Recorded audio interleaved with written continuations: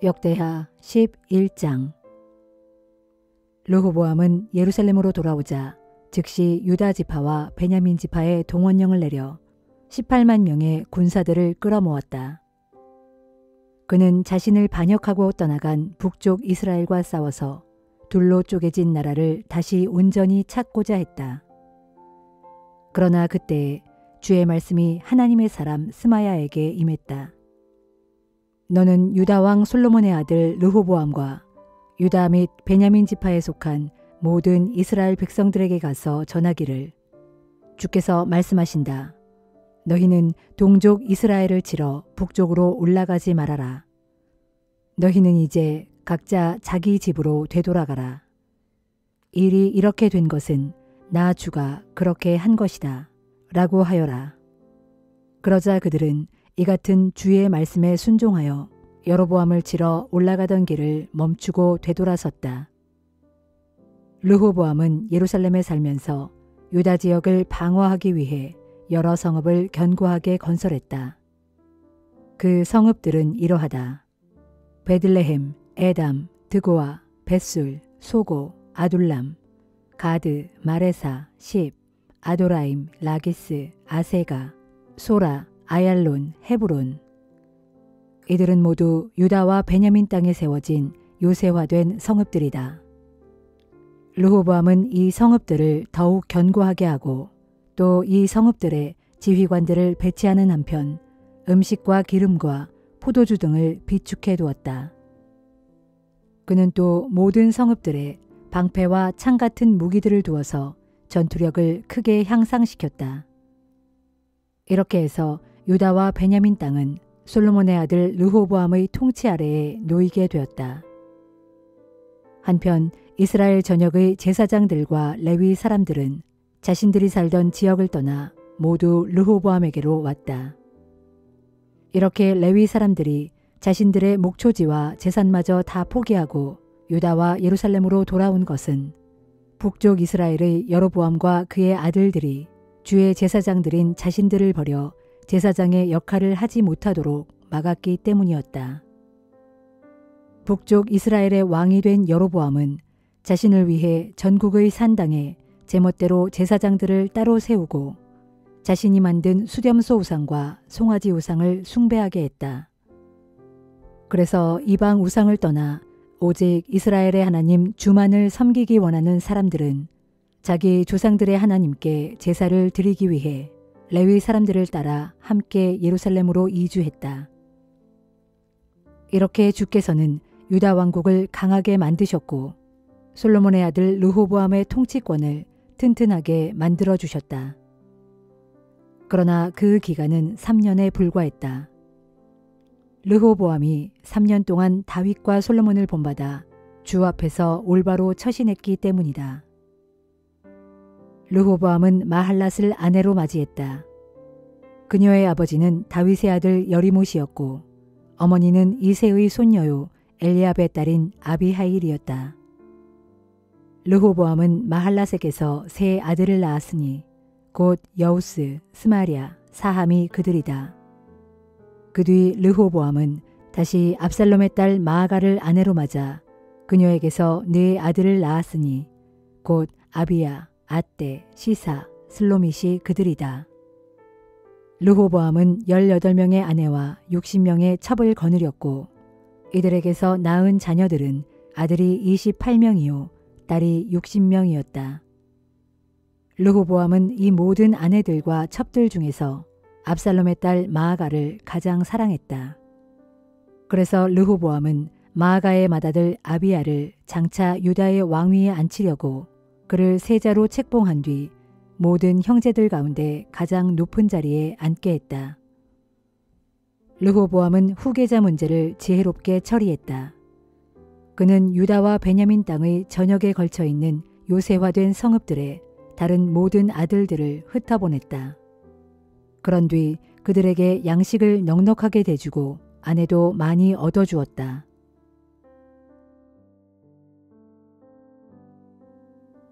역대하 12장.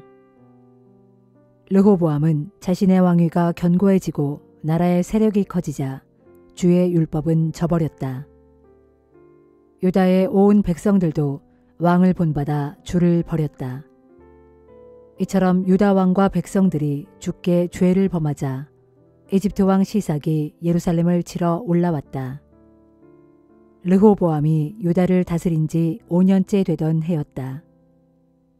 이집트 왕 시삭은 1200대의 전차와 6만 명의 기마병을 비롯하여 셀 수조차 없이 많은 리비아, 숲, 구스의 용병들을 이끌고 왔다.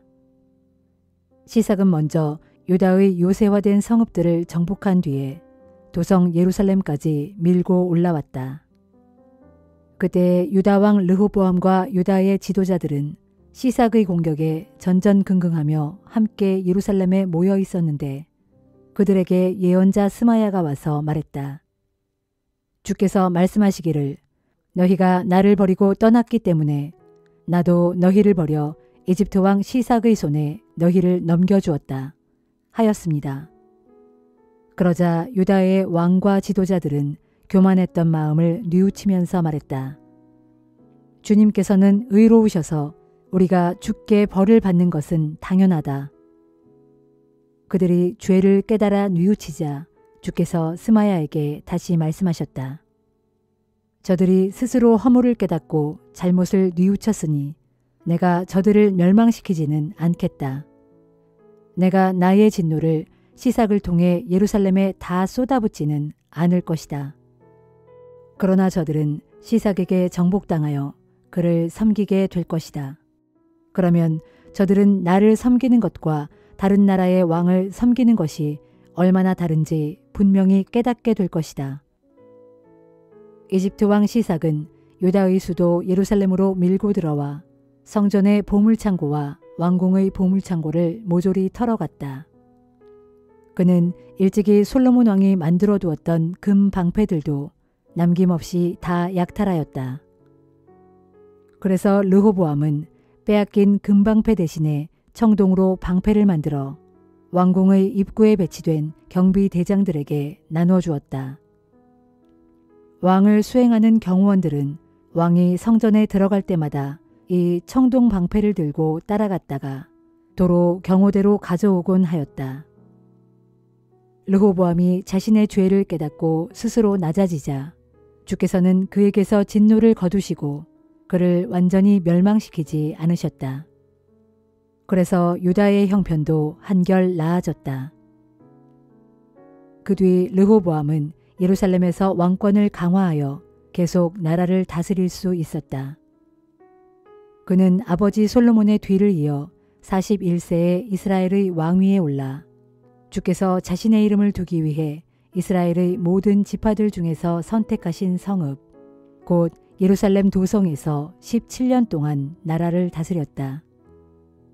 그의 어머니 나아만은 암몬 사람이었다. 르호보암은 온 마음을 다해 주를 찾지 않았기 때문에 악한 일을 저질렀다. 르호보암의 통치 기간에 있었던 그 밖의 다른 일들에 대해서는 예언자 스마야의 책과 선견자 이또가 쓴 족보책에 자세히 기록되어 있다. 남왕국 유다의 르호보암과 북왕국 이스라엘의 여로보암 사이에는 싸움이 그치지 않았다. 솔로몬의 아들 유다 왕 르호보암이 죽어 다윗성에 묻히자 그의 아들 아비야가 아버지의 뒤를 이어 유다의 왕위에 올랐다. 요한계시록 2장. 에베소 교회의 천사에게는 이렇게 써보내라. 오른손에 7 별을 쥐고 7 금촛대 사이를 거니시는 분께서 말씀하신다. 나는 너의 모든 행위와 수고와 인내를 잘 알고 있다. 또 내가 너희 가운데 악한 자들을 용납하지 않은 것과 스스로 사도라고 주장하는 자들을 시험하여 그들의 거짓됨을 밝혀낸 것도 잘 알고 있다. 너는 모든 일에 잘 참았으며 내 이름을 위하여 고난을 견뎌냈으며 환난 중에 낙심하지 않았다는 것도 잘 알고 있다. 그러나 내가 너를 나무랄 일이 하나 있다. 그것은 네가 처음 사랑을 저버렸다는 사실이다. 네가 처음 나를 뜨겁게 사랑하던 시절에 비하면 지금의 너는 많이 달라졌다. 그러므로 너는 어디서부터 잘못되었는지를 생각해내서 즉시 회개하고 처음 나를 사랑했던 시절로 돌아가도록 힘써라. 만일 그렇게 하지 않고 회개하지 않으면 내가 내게로 가서 내 촛대를 그 자리에서 치워버릴 것이다. 하지만 내가 참 잘한 일이 있으니 그것은 니골라파 사람들이 하는 짓들을 미워했다는 것이다. 나도 그것을 무척 미워한다. 들을 귀가 있는 사람은 성령께서 교회들에게 일러주시는 말씀을 잘 들어라. 듣고 순종함으로써 이기는 사람에게는 내가 하나님의 낙원에 있는 생명나무의 열매를 먹게 하겠다. 서바나 교회의 천사에게는 이렇게 써보내라. 처음이며 마지막이요. 죽으셨다가 다시 살아나신 분께서 말씀하신다. 나는 네가 겪는 고난과 궁핍을 잘 알고 있다. 그런데 사실 너는 부자다. 또 스스로 유대인이라고 주장하는 자들에게서 내가 비방을 당하고 있다는 사실도 나는 잘 알고 있다. 그러나 그들은 사실 유대인이 아니라 사탄의 앞잡이들이다. 네가 장차 겪게 될 고난을 두려워하지 말아라. 보라, 내가 네게 말하노니 마귀가 너를 시험하려고 너희 가운데 몇몇 사람들을 감옥에 집어넣을 터인데 너희가 열흘 동안 박해를 당할 것이다. 그러나 너는 죽기까지 충성하라. 그러면 내가 생명의 면류관을 내게 주겠다. 들을 귀가 있는 사람은 성령께서 교회들에게 일러주시는 말씀을 잘 들어라. 듣고 순종함으로써 이기는 사람에게는 둘째 죽음의 저주를 당하지 않도록 해주겠다. 버가모 교회의 천사에게는 이렇게 써보내라. 양날이 선 예리한 칼을 가지신 분께서 말씀하신다. 나는 내가 살고 있는 곳을 알고 있으니 그곳 버가모는 사탄의 왕자가 있는 우상 숭배의 중심지다. 그러나 너는 내게 충실하여 내 이름을 굳게 붙들었고 내 신실한 증인 안디바가 너희가 살고 있는 그곳 곧 사탄이 살고 있는 그 성읍에서 죽임을 당할 때에도 나에 대한 믿음을 저버리지 않았다. 그러나 나는 내게 몇 가지 나무랄 일이 있다. 너희 가운데 발람의 가르침을 따르는 자들이 있다.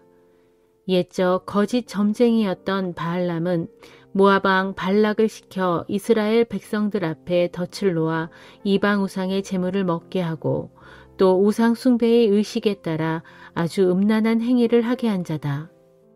이와 마찬가지로 내 교회 안에도 그러한 니골라파의 가르침을 따르는 자들이 있다. 그러므로 속히 회개하여라. 그렇지 않으면 내가 즉시 내게로 가서 내 입에 예리한 칼로 그들을 칠 것이다. 들을 귀가 있는 사람은 성령께서 교회들에게 일러주시는 말씀을 잘 들어라. 듣고 순종함으로써 이기는 사람에게는 감추어둔 만나를 내가 주겠고 또 흰 돌도 주겠다. 그 흰 돌 위에는 그 승리자의 새로운 이름이 적혀 있을 터인데 그 돌을 받는 사람 외에는 그 이름을 아무도 알 수 없다. 두아디라 교회의 천사에게는 이렇게 써보내라. 불꽃같이 빛나는 눈과 놋새같이 번쩍이는 발을 가지신 분, 곧 하나님의 아들이 말씀하신다. 나는 내 행위와 내 사랑과 내 믿음과 내 봉사와 내 인내를 잘 알고 또 너의 처음 행위보다 나중 행위가 더 낫다는 것도 잘 알고 있다. 그러나 내가 내게 나무랄 일이 있다. 너는 왜 너희 가운데 이세벨이라는 여자를 그대로 내버려 두느냐? 그 여자는 스스로 자신을 예언자라고 내세우면서 내 종들을 잘못 가르치고 꾀어 음란한 짓을 하게 하며 우상에게 바쳐진 음식을 먹도록 하고 있다. 나는 그녀에게 자신의 죄를 뉘우치도록 회개의 기회를 주었지만 그녀는 자신의 음행을 회개하려 하지 않았다. 그러므로 보아라, 내가 그녀를 고통의 침상 위에 내던질 것이다. 그녀와 더불어 간음을 저지른 자들도 그녀를 따른 것에 대해 회개하지 않으면 그녀와 마찬가지로 큰 고통을 당하게 될 것이다. 나는 그녀의 자녀들을 반드시 다 죽게 하겠다. 그러면 모든 교회들이 내가 사람의 생각은 물론이고 마음속 깊은 곳까지 꿰뚫어 살피시는 분임을 깨닫게 될 것이다. 나는 너희 한 사람 한 사람이 행한 그대로 다 갚아주겠다. 그러나 두아디라 교회에서 그녀의 잘못된 가르침을 따르지 않는 나머지 사람들, 곧 사탄의 음흉한 계략에 빠져들지 않은 사람들에게 내가 말한다. 나는 너희에게 아무런 다른 짐을 지우지 않겠다. 다만 내가 올 때까지 너희가 가지고 있는 그것, 곧 진리의 말씀을 굳게 붙잡고 있어라. 이기는 사람과 내 뜻을 끝까지 행하는 사람에게는 내가 문 나라들을 다스리는 권세를 주겠다. 진실로 그분은 쇠 지팡이로 그들을 다스릴 것이고 그들을 내던져 마치 질그릇처럼 산산조각으로 부수어 버릴 것이다. 그렇다. 내가 내 아버지께로부터 받은 권세가 이와 같은 것이다. 그러므로 이기는 사람도 그런 권세를 가질 것이다. 또 나는 이기는 사람에게 샛별을 주겠다. 들을 귀가 있는 사람은 성령께서 교회들에게 일러주시는 말씀을 잘 들어라. 스바냐 3장. 주께 거역하는 도성, 더럽고 폭력이 판치는 도성 예루살렘아, 내게 재앙이 임할 것이다. 예루살렘은 주께 순종하지 않고 주의 책망도 받아들이지 않으며 주를 의지하지도 않고 자기 하나님께 가까이 가지 않고 아주 멀리하였다. 그 도성의 관료들은 으르렁거리는 사자들처럼 빼앗아 움켜질 것을 찾아다니고 그곳 재판장들은 굶주린 저녁 무렵의 늑대들 같아서 먹잇감이 생기면 이튿날 아침까지 남겨두지 아니하고 밤새워 다 먹어치운다. 그곳 예언자들은 하나같이 경솔하고 간사하여 도무지 믿을 수 없는 자들이고 그곳 제사장들은 성전을 더럽히고 율법을 제멋대로 어기기 일수다. 그 도성 안에 계시는 주께서는 진실로 의로우셔서 불의한 일을 조금도 행하지 아니하시고 아침마다 어김없이 자신의 공의를 밝히 드러내시건만 그럴지라도 그곳의 악한 자들은 자신들의 불의를 조금도 부끄러워할 줄을 모른다. 그러므로 주께서 말씀하셨다. 보라, 내가 세상의 여러 나라들을 멸망시켰다. 그들의 요새를 무너뜨려 폐허로 만들었고 그들의 거리를 텅 비게 만들어 그리로 지나다니는 자가 하나도 없게 하였다. 그리하였더니 그들의 모든 성읍들이 황폐해지고 인적이 완전히 끊겨서 거기에 사는 자들이 아무도 없게 되었다. 그때 나 주가 예루살렘을 향해 말하기를, 예루살렘아, 그러므로 오직 너만은 나를 두려워하고 나의 책망을 받아들이도록 하라. 그리하면 설령 내가 네게 형벌을 내리기로 작정하였더라도 내 마음을 돌이켜 내가 살고 있는 내 처소를 없애지 않을 것이다 하였다. 그리 말했는데도 그들은 자신들의 악한 행위를 그치지 아니하고 부지런히 더러운 타락의 길을 걸었다. 그러므로 나 주가 말한다. 예루살렘아, 이제 너는 각오하라. 내가 일어나 너희를 벌할 그 심판의 날을 기다려라. 그날에 내가 크게 작정하고 나의 모든 분노와 진노를 내게 남김없이 쏟아부을 것이니 내가 문 나라들을 소집하고 문 민족들을 불러 모아서 그들로 너를 사정없이 치게 할 것이다. 그때 내 온 땅은 활활 타오르는 나의 질투의 불길에 다 타버릴 것이다. 주께서 말씀하셨다. 그러나 그 후에는 내가 모든 민족의 입술을 깨끗하게 하여 그들로 다 함께 어울려 나 주의 이름을 부르게 하고 모두가 한 마음으로 나 주를 섬기게 할 것이다. 또 그때 나를 섬기는 내 백성들, 곧 내가 온 땅에 흩어놓았던 그 족속의 남은 자들이 저 멀리 구스강 건너편에서부터 손에 예물을 들고서 다 함께 내게로 나아올 것이다. 그날이 오면 너희는 더 이상 나를 거슬러 내게 저질렀던 모든 악한 행위에 대해 수치를 느낄 필요가 없을 것이다. 그 까닭은 그날에 내가 너희 가운데서 거만을 떨며 자랑을 일삼던 자들을 모두 제거해 버릴 것이므로 너희가 다시는 나의 거룩한 산에서 거만하게 행동하지 않을 것이기 때문이다. 그날에 내가 너희 가운데에 온유하고 겸손한 자들을 남겨둘 것이니 그들이 나 주의 이름을 신뢰하고 의지할 것이다.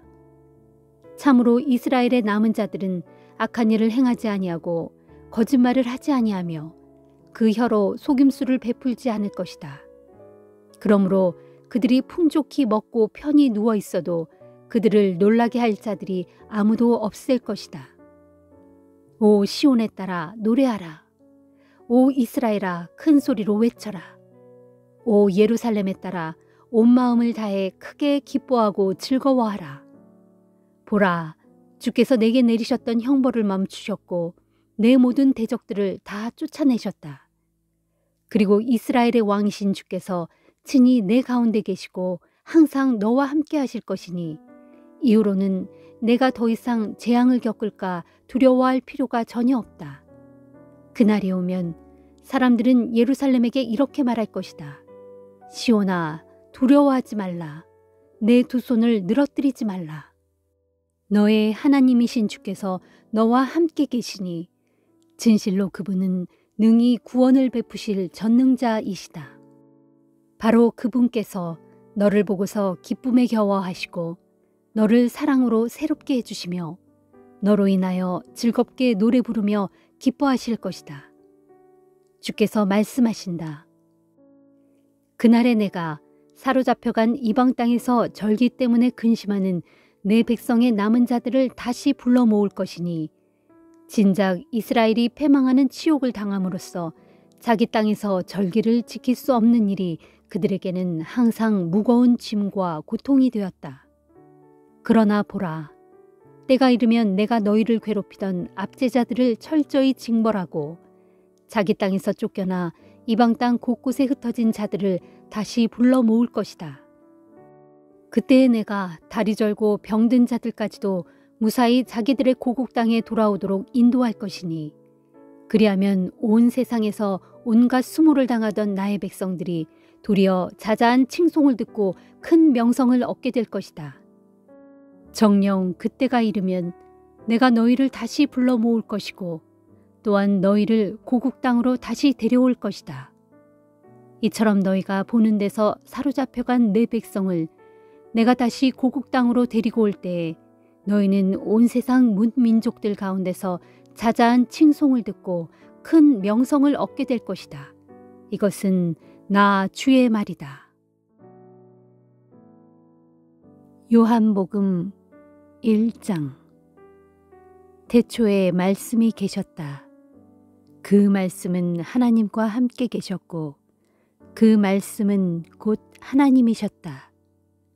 그분은 태초에 하나님과 함께 계셨다.